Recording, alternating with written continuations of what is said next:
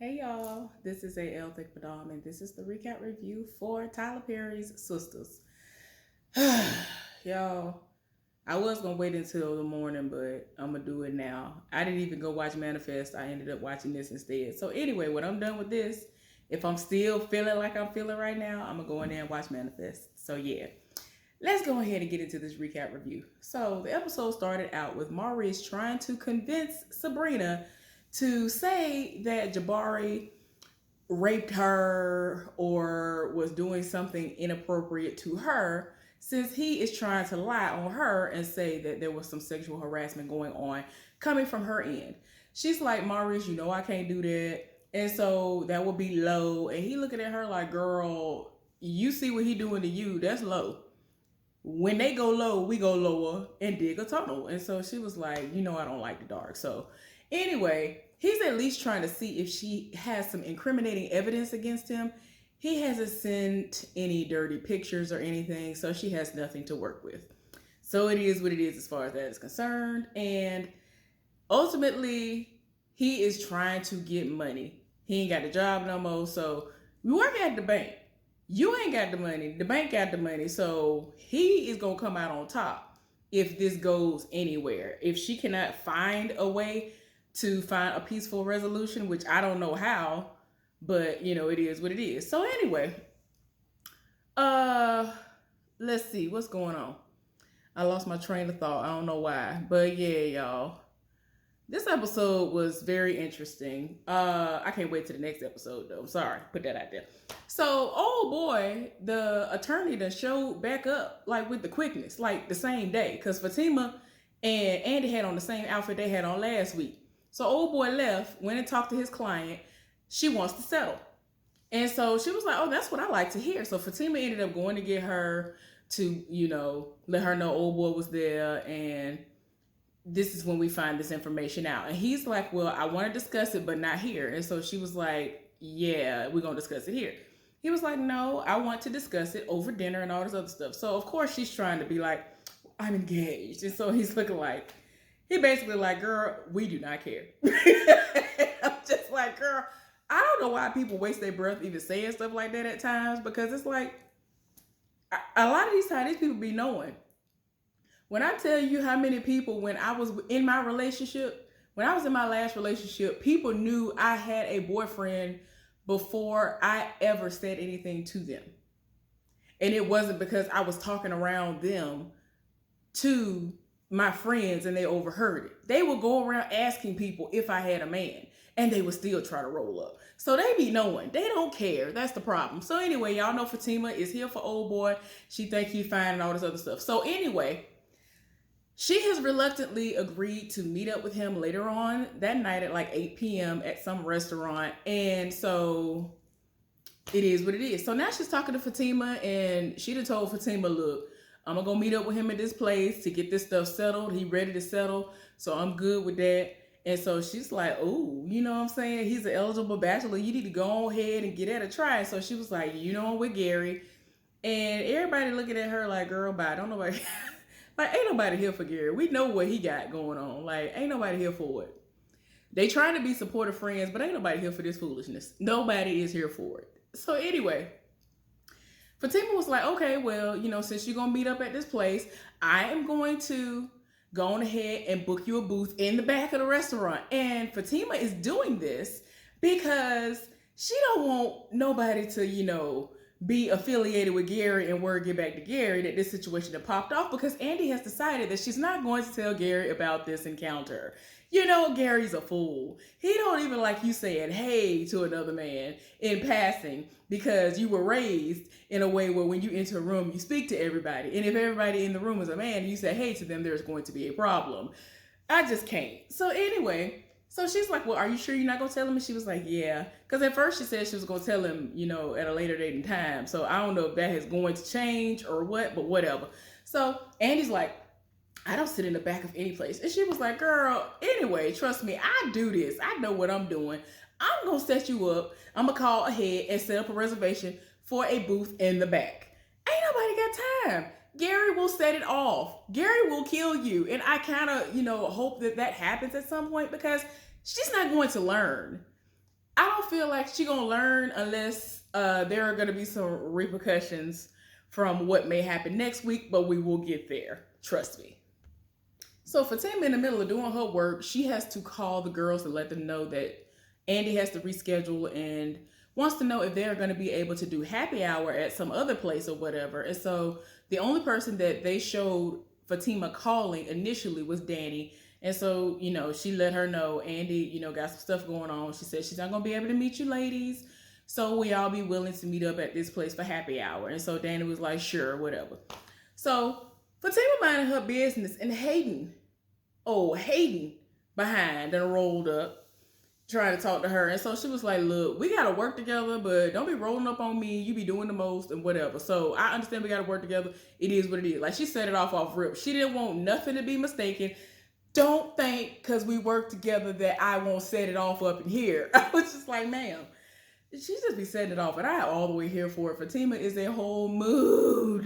She should have been incorporated as one of the girls earlier on in the season, honey. Ain't nobody got time. So anyway, she just set it off and he went on back to his office. And so Hayden is being Hayden and Hayden.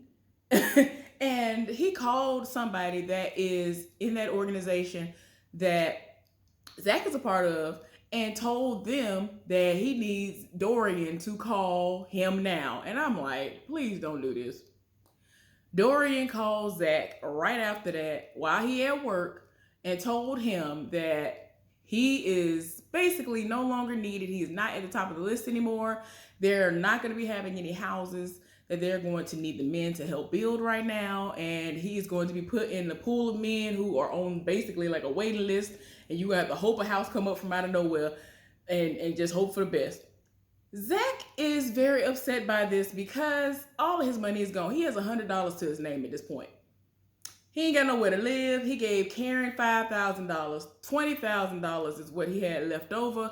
And he put that into the stock market and it ended up tanking. So he has nothing. So Danny rolled up on him and was trying to figure out what was going on with him. And at first he was reluctant to try to say anything because y'all know how Danny can be. But she was like, well, forget you. And because he was just like, why are you even here anyway? You ain't supposed to be here today. You're supposed to be off or you're supposed to be gone or whatever. And so she talking about she trying to get a few extra hours. And we as the viewers understand why she's there. We know she is just trying to create even more time and distance to spend away from Preston. I was about to say Peyton and everything else. Y'all, I'm going to get it. I don't know why I remember his name one minute and I don't the next. And then I be wanting to call that man by his real name. It has to stop. So anyway, we already know that that's the reason why she hanging around instead of going to the house. So she was like, I was supposed to go out with the girls, but that got canceled. But instead, I came over here to try to talk to you and you don't want to talk to me. And see, this is what I'm talking about, whatever. So she starts to walk away and he was like, all right, like what's up? What we gonna do?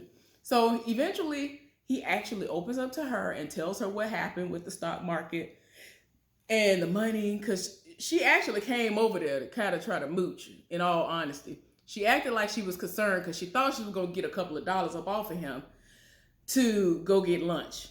And so she was like, I'm not understanding. You had money yesterday, but now you don't have any. Like, what are you talking about? Like, that makes no sense. You had all the money yesterday.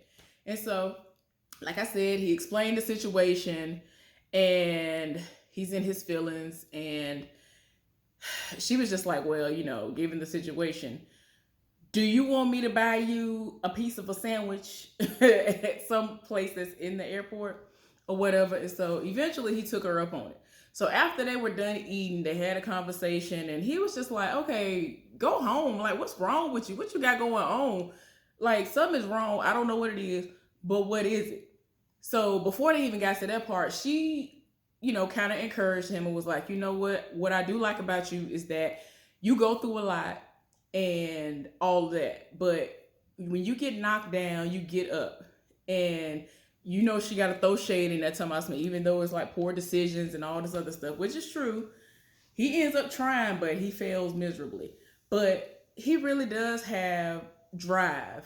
It's definitely where it needs to be this time around because in the past, It has not been focused where it needed to be focused. So anyway, like I said, after they were done eating, it went back over to her post, if you will, where she has a purse and all this stuff at, and they're talking, and he's trying to figure out why she's stalling and why she won't hurry up and get home to Preston.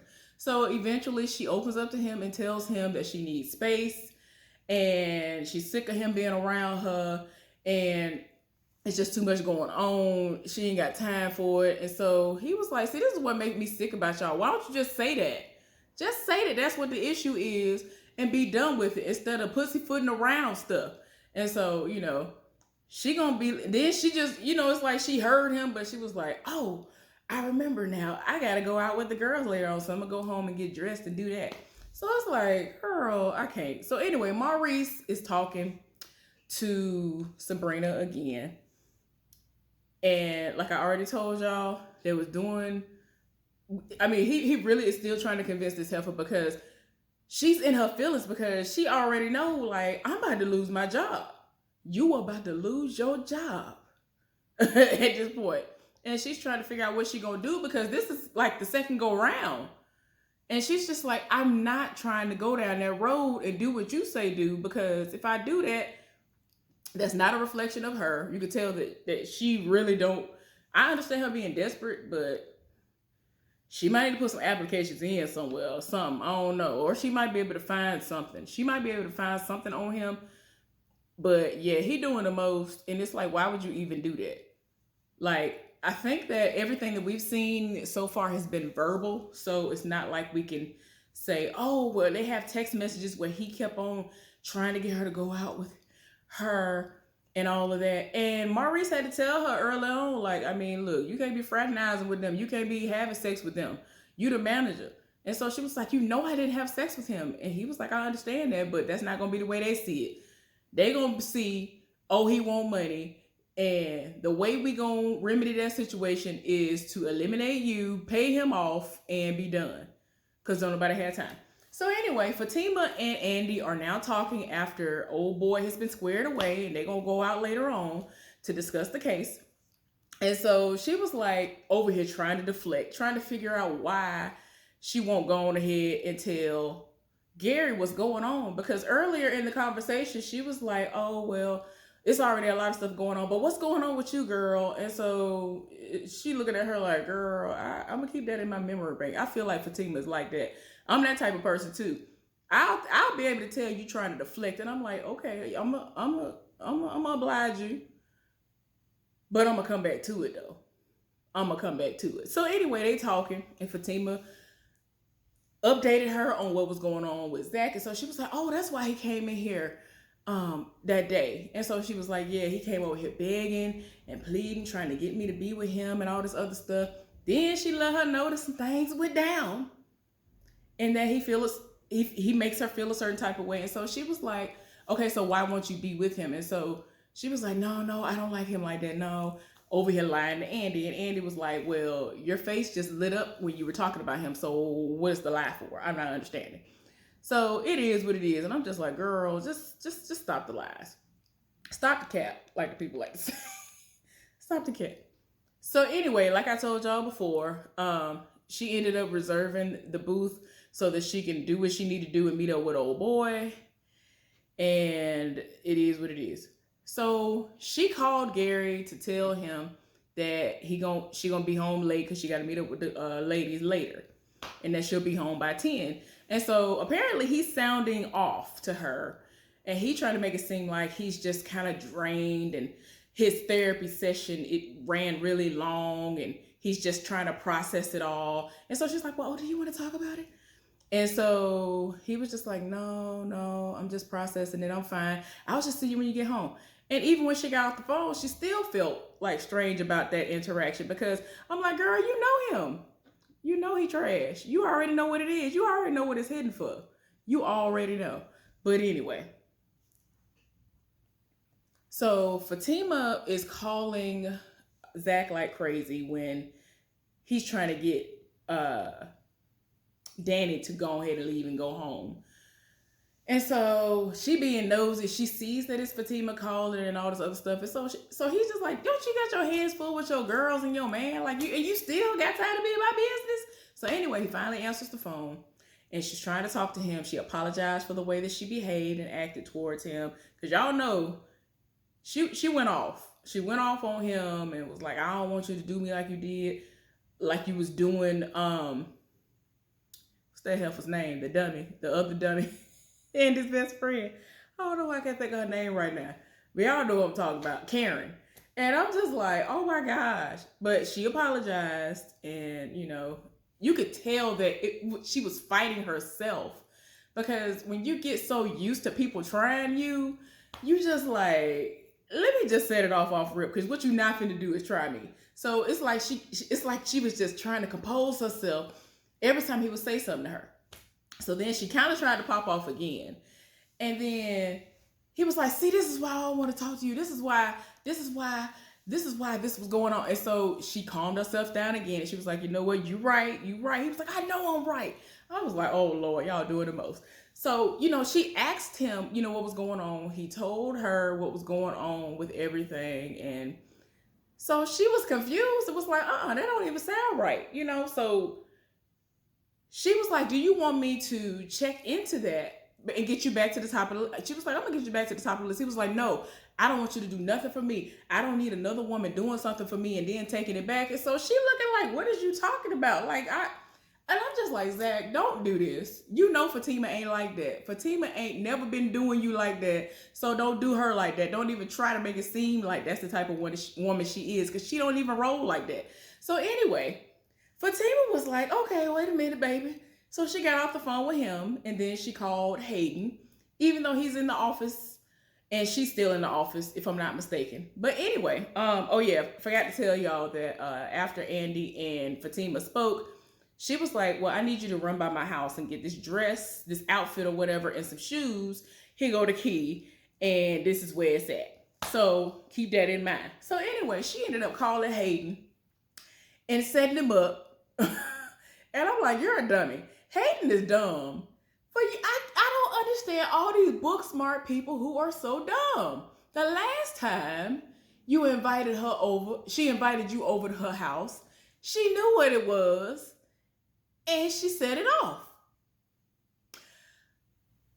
You should know that for her to turn around, that was a really, really quick turnaround. She just basically set you straight and was like, we're going to work professionally and that's it. Why is it that you thought that she was here for you when she read you for filth and told you that the sex was trash? And some more, I wouldn't want nothing else to do with nobody. If they telling me my sex was trash and you don't like me, I ain't all of that and all this other stuff, why would you want to still sit up there and fawn after somebody and fawn over somebody and all of that? I'm just not understanding. So he is so smitten by her. He done sat up here and he buying it all. She was like, forget what Zach said in her mind. She's just like, forget what Zach said. I don't care what Zach talking about. I'm about to get down to the bottom of this because I'm pretty sure Hayden is behind this. And so she was like, she asked him about that when she was on the phone with him, Zach. And he was like, because Zach was like, you think your boy behind this? And so she was like, I don't know. And like, he really for a second really tried to try Fatima, like Fatima would know and that is her fault. And he was like, he been gunning for me since I started talking with you. And that's why I've been kind of pulling away. And so like, she felt some type of way about that. But it's like, girl, you can't be too mad because he is going to be on his third strike. And he trying to get his life right. So you cannot blame him for being cautious in that moment. I 100% understand Zach as it pertains to that. But at the same time, you could tell they are really made for one another. In my opinion, I think they are everything together and it is what it is. So anyway, she done invited this dummy over to the house. And she was like, oh, I just want to apologize. I'm so sorry, blah, blah, blah. I want to make it up to you. And this dummy finna come over to her house. I'm like, you're dumb. You're dumb, but keep being dumb. I'm here for it. It is very, very good content for me. It makes me laugh. I really did laugh quite loud when that happened. But I'm like, you can't be this stupid. I don't understand people like him who have all the book sense, but they are so stupid. So she set this dummy up for the kill and he don't know it. So anyway, Sabrina in her feelings. So Maurice took her down to the gay bar and getting her drunk. And this is when she finds out about his good deed, which was him basically not turning Q in for all the thievery that's been going on. And so she kind of was, even though she was drunk, tipsy, or whatever, she was like, okay, but he did wrong. Why didn't you turn him in? And so he was like, well, I can relate. I understand him. So she was like, what you mean? So this is when she finds out that he was kicked out at 14 because he's gay. And his mama is all into to God, the Bible, and all this stuff, to the point of where don't nobody care you came up out of me. What you finna do is get up out this house, is how she was feeling. And she kicked her own child out of the house at 14 years old. So he had to fend for himself. He ended up having a house mother. And I've heard that in a lot of those situations, depending on how down bad you were, they were stealing to make it through. So it is what it is. So, you know, he was like, that's how I can relate. So he was just like, that's why I spared him, because he really could have turned him in, like offer him. He really could have held him at the place and did that. So anyway, Karen at her shop, and they closing up. They done had their last customer. And so some dude come up to the door while her and Pam are in there.